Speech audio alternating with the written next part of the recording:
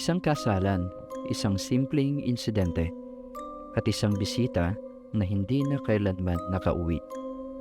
Pero ang mas nakakagimbal, ang mga pangyayaring sumunod dito ay naging isa sa mga pinaka-kontrobersyal na crime stories na naiulat sa ating bansa.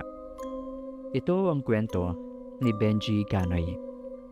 At ito ang kaso na kalaunan ay iniugnay sa isang aligasyon ng cannibalism. Taong 2004, sa bayan ng Nara, Palawan, may isang wedding celebration na ginaganap. Kabilang sa mga bisita ang 25 anyos na binata. Sa una, normal naman ang lahat. May pagkain, inuman, may mga tawanan. At may mga taong nagsasaya para sa bagong kasal. Ngunit ayon sa police investigation, isang insidente ang naging simula ng lahat. Sinasabing aksidenteng nahawakan ni Benji ang puwetan ng bride-to-be. Nagkaroon umano ng konfrontasyon at nagalit ang ama ng babae. Walang sino man sa mga bisita ang makapagsasabi na ang maliit na insidenteng iyon ay hahantong sa isang malagim na krimen. Makalipas lamang ang ilang oras, hindi na nakita si Benji sa wedding celebration. Ayon sa police account, isinama umano siya ng ilang lalaki sa isang liblib na lugar at doon, nagbago ang lahat. Ayon sa salaysay na nakuha ng mga otoridad, pinatay umano ang binata. Sinasabing sinaksak siya at pagkatapos ay sinunog ang kanyang katawan gamit ang mga tuyong dahon ng nyog at kerosene. Ngunit hindi doon nagtapos ang nakakakilabot na bahagi ng kwento. Ayon sa police investigation, may bahagi umano ng katawan ni Benji na kinain ng mga bisita. Si Junie, na kalaunan ay nagsalita sa mga otoridad, ay nagsabing pinilit umano siyang kumain na bahagi ng katawan ng biktima. May mga ulat din na nagsasabing maaaring mailang bahagi ng sinunog na katawan ang naibalik sa lugar kung saan nagpapatuloy ang celebration. At dito naging mas kontrobersyal ang kaso. May mga report na nagsasabing maaaring naihain ang laman sa ilang taong naroroon pa sa kasalan. Pero may mahalagang caveat. Hindi ito conclusively established sa mga available contemporary reports na lahat ng wedding guests ay kumain ng human flesh o laman ng tao. Maging ang pulis mismo ay nagtanong kung talagang nangyari ang buong aligasyon. Kaya mas tamang sabihin na ito isang aligasyon na bahagi ng police investigation, hindi isang fact na dapat basta-bastang ituring na napatunayan na. Lumipas ang ilang araw at walang nakakaalam sa tunay na sinapit ni Benji. Hanggang sa humigit kung walang araw pagkatapos ng insidente, may isang taong lumapit sa mga otoridad. Ikinuwento niya sa mga pulis ang umanay nangyari kay Benji. Sa una, mahirap paniwalaan ang kanyang kwento dahil sa sobrang tindi ng mga aligasyon.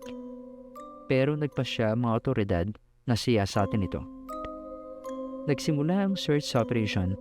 2 araw umanong naghanap ang mga otoridad sa lugar na itinuro sa kanila. At kalaunan, may natagpuan sila sa lugar. Mga buto, mga piraso ng damit at mga hibla ng buhok. May mga palatandaang ang mga labi ay nasunog. Para sa mga investigador, sapat ang mga natagpuang ebidensya upang palalimin ang investigasyon sa pagkawala ng binata. Isa-isang napunta sa kustodiya ng mga otoridad ang mga taong itinuro sa investigasyon. Kabilang dito sina Eladio at Gerald, si Sabtuari ay sumuko rin, at si Junie, na nagsiwalat ng impormasyon sa pulisya, ay naging mahalagang bahagi ng investigasyon. Noong Agosto taong 2004, iniulat na ang 4 na nakakulong at nahaharap sa kasong murder habang hinihintay ang paglilitis. Pero may isang tanong na hanggang ngayon ay mahirap sagutin. Ano ang naging final outcome ng kaso? Sa mga contemporary news reports na madaling ma-access ngayon, malinaw ang timeline ng pagkamatay ni Benji, ang police investigation, ang pagkakadakip sa mga suspect at ang pagsasampa ng kaso. Ngunit ang mas mahirap hanapin ay ang final court disposition. May reliable public record ba na nagsasabing na convict ang lahat? May na-dismiss ba? May na-acquit? At ano ang naging hatol sa bawat akusado? Sa mga publicly indexed sources na nakita natin, hindi sapat ang ebidensya para makapagbigay ng tiyak na sagot. Hanggang dito, mahalagang paghiwalin ang mga bagay na naiulat noong 2004 at ang mga kwentong maaring madagdagan o nadagdagan habang lumilipas ang panahon. Ang kaso ni Benji ay nagsimula sa isang wedding celebration, isang maliit na insidente, isang galit, at nauwi sa isang brutal na pagkamatay. Pero marahil, ang pinaka nakakagambalang bahagi ng kwento ay hindi lamang ang paraan ng kanyang pagkamatay, kundi ang tanong kung ano talaga ang nangyari pagkatapos at ano ang naging hustisya para kay Benji. Hanggang ngayon, nananatiling mahalaga ang isang bagay. Ang mga alegasyon ay dapat manatiling alegasyon hanggat walang sapat na ebidensya o court ruling na nagpapatunay sa mga ito. Dahil sa true crime, hindi lahat ng nakakatakot na kwento ay nangangahulugang lahat ng detalye ay totoo. Ito ang kaso ni Benji, isang krimen sa Palawan na nag-iiwan ng maraming tanong at isang pamilya na nawalan ng anak. Kung interesado ka sa mga ganitong kwento, huwag kalimutang mag-subscribe at sa susunod na episode, isa na namang kwentong mahirap paniwalaan pero totoong nangyari at iniulat.